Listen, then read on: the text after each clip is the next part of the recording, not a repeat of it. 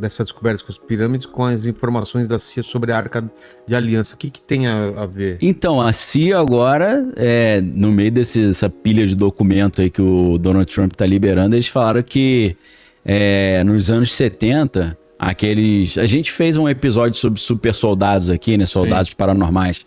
A CIA pediu para esses soldados paranormais fazerem a visão remota, remote viewing, que é tipo uma psicografia, para eles acharem a arca. E aí, realmente, eles falaram que a arca estava numa igreja lá na Etiópia. Tá escondida. Que é o que eu sempre ouvi falar, que, né? Sempre foi falado, né? Exato. E aí, dentro daquele livro... Mas é uma linha de judeus etíopes, é isso? Porque Salomão passou o cerol lá na rainha de Sabá, né? Que era a rainha do Egito, né? O jeito dele passou o cerol. Passou o cartão de crédito na rainha de Sabá. E aí eles falam, não, pô, o pessoal lá na Etiópia são descendentes do rei de Salomão, pô. E o Salomão que construiu o templo, né? Então...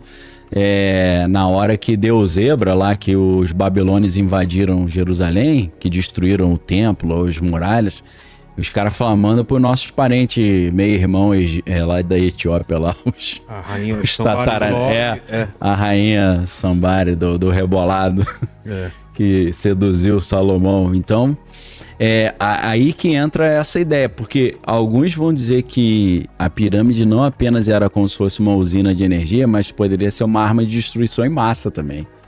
O cara vem, vocês estão vindo pra cima de mim? Tu liga um troço lá e pô... Emite algum tipo de... de pulso eletromagnético, né? Então, assim, a arca também, né? Quando você vai ver aquele livro As Relíquias Sagradas de Hitler, do Sean Kirkpatrick, primeiro que ele vai contar a história do Indiana Jones original, né? Que é o Walter Horner, né? Que você fala, caraca, pô, realmente... Eu assistia Indiana Jones, era moleque, né? Fala, isso é tudo viagem. Aí você vai vendo que tem fundo de verdade. É isso que é louco, né? Tudo tá baseado possível, em alguma coisa, né? Você fala, cara, essa parada existiu, né? Então, aí você descobre que o Hitler, ele tinha um entendimento que a Arca da Aliança era uma espécie de arma de destruição em massa também. Porque a Arca, se ele soubesse usar... Ele poderia usar como se fosse uma bomba atômica, sei lá, um negócio super poderoso. Então você vê, tipo, mesma... Mas não é louco? O Hitler, ele estava tentando buscar...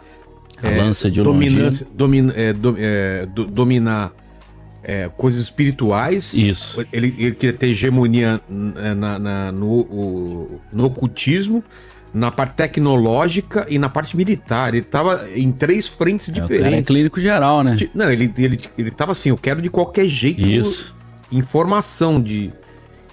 Mas eu acho que dá pra fazer um programa só sobre isso, né? Ele acreditava nessa parada mesmo? Ou era uma galera que falava, Não, ele acreditava. Ele era obcecado com isso? Então, eles eram inspirados na Sociedade Túlia. A Sociedade Túlia cultivava esses mitos dos deuses antigos, né? Na verdade, a elite alemã daquela época, eles se achavam descendentes dos deuses. Tipo, na Grécia arcaica, né? Na era minoica da Grécia, minoica por causa do rei Mino, né? Minos, que deu origem ao Minotauro. O rei Minos era o quê? O Zeus, que era o coelhinho também, né? Que passava o cerol em todo mundo. Pegou uma mulher chamada Europa, e aí daí vem o continente europeu, né? Levou pra ilha de Creta e teve um filho com ela, o rei Minos. Então, rei Minos foi o primeiro rei, assim, mais importante da Grécia arcaica, dessa fase minoica, né? O que significa, então, que... No mundo antigo, os reis eram considerados filhos dos deuses, né? Semideuses. Tipo um Hércules da vida, né? Até Alexandre o Grande dizia que era filho de Zeus, que a mãe dele, Olímpia, era meio bruxa também. Tem até uma história meio anedótica que o Filipe da Macedônia, que era o pai do Alexandre, chegou em casa de viagem e estava ouvindo a mulher fazendo uns barulhos estranhos. Aí ele foi olhar pelo buraco da fechadura, Zeus estava... arrebentando, passando a borracha lá, e aí quando ele foi olhar, o Zeus, pra sacanear ele, brilhou no esplendor da glória e queimou a vista dele, por isso que ele ficou caolho. Foi querer atrapalhar o serviço de Zeus, né? Então, assim,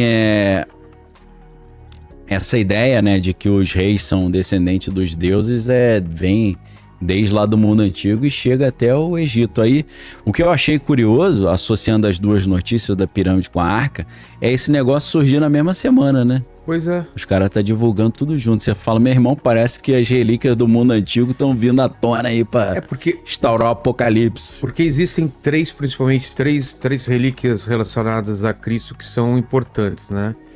Que é a Arca da Aliança. A Arca. A Deus, né? Também. O Cálice, que é o Graal. Tem o Indiana Jones também, o último Indiana Jones e a lança lá. A lança de Longino que perfurou a Cristo. Essa qual seria a parada dela? A lança? Então, se essa foi a lança que teoricamente não foi a lança que matou Jesus, mas se essa... Mas que trespassou. Qual que era o intuito? Era pra vazar alguma coisa, não é?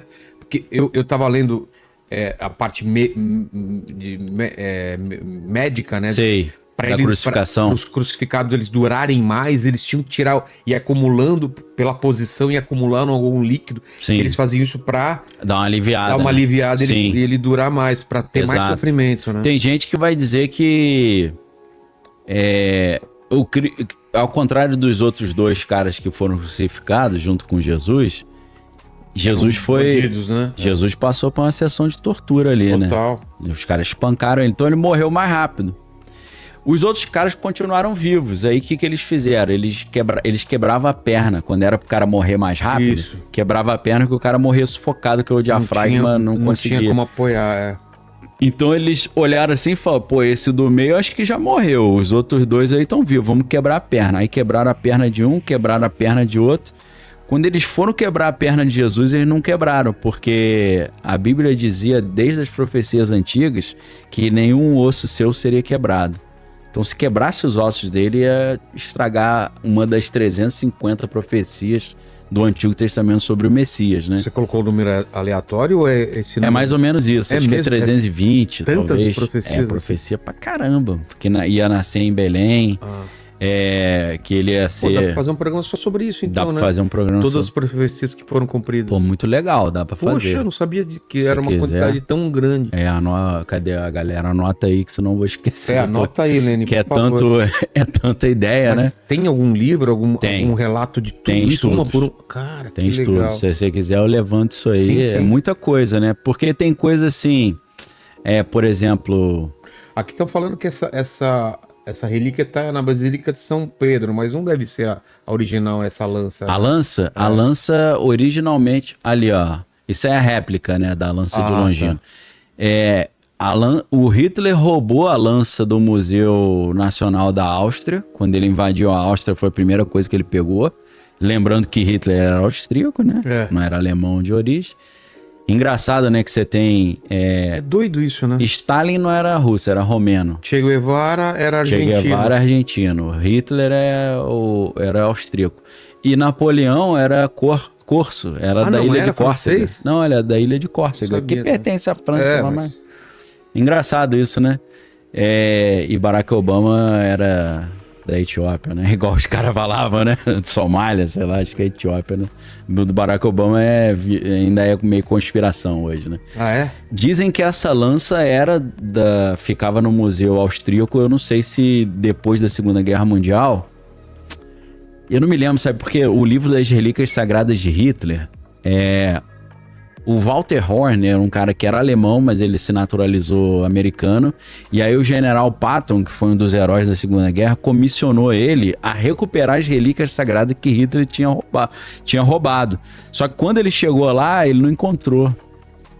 A galera levou, sumiu. Então eu não sei se a lança de Longino, ela desapareceu. Só tem uma réplica. Porque não era só relíquia sagrada, ele pegava arte também, né? Também. Ele era um artista frustrado, né? Que ele foi reprovado no vestibular lá. Tem um filme interessante sobre os caras querendo recriar o Hitler, que é The Boys from Brazil, né? Os Meninos do Brasil. Já viu esse filme? Não. Isso é interessante. Tipo, clonagem? Clonar, mas fazer os clones, vários clones espalhados pelo mundo, passar pelas mesmas experiências que Hitler passou para não só ter a mesma biologia, mas a mesma formação. Entendi. Pra ter um Hitler 2.0. E é um filme que dizem que é meio baseado em fatos reais, né? Porque, querendo ou não, o Josef Mengele, né? O Mengele, como a gente fala, ele veio pro Brasil e ficou um bom tempo no Brasil, né? Tem até um livro muito interessante sobre isso que é... Eu não vou me lembrar o nome da autora, que é brasileira, mas o nome do livro é Bavária Tropical. Ela fez um levantamento sobre a passagem de Josef Mengele no Brasil. Porque era Brasil e Argentina que o pessoal... Uruguai, Paraguai, ficava ali, né? Por quê? Porque era mais longe, era mais difícil de ser identificado, talvez? Então, no caso da Argentina, acho que a Argentina foi o foco principal, inclusive estão circulando imagens... O pessoal tá colocando aqui 324 profecias individuais sobre o Messias. Viu? Então é mais ou menos isso. Eu tinha falado de 323, né? Acho que errou por um. Mas tem umas que ficam meio em aberto, assim, né? Se você acrescentar essas que estão 50% de meio chance, nublado, vai mais pra... Aumenta, né? Tá. Dá pra fazer um programa legal sobre isso. A vinda pra cá, então, que veio pra cá. Opa, ali, ó, The Boys from Brazil. É antigo. Gregory Peck. Ó. Filme antigão. Olivier e James Manson. Interessante o filme, cara. Qual que é o lance do... Então, eles estavam clonando esses moleques aí, pegaram o DNA do Hitler, começaram a clonar e fizeram passar pelas mesmas experiências. Perdeu o pai ou o padrasto quando era jovem. Todos os traumas que ele passou, eles faziam esses clones passarem, né? Pra tentar fazer um Hitler 2.0. Tem gente até que diz, né, que a Operação Paperclip que levou os caras da Alemanha para os Estados Unidos, eles transferiram o Terceiro Reich para os Estados Unidos. Porque se você olhar, tem muito cara ali em Washington, que está no Congresso, que eles são descendentes desses alemães que foram morar lá.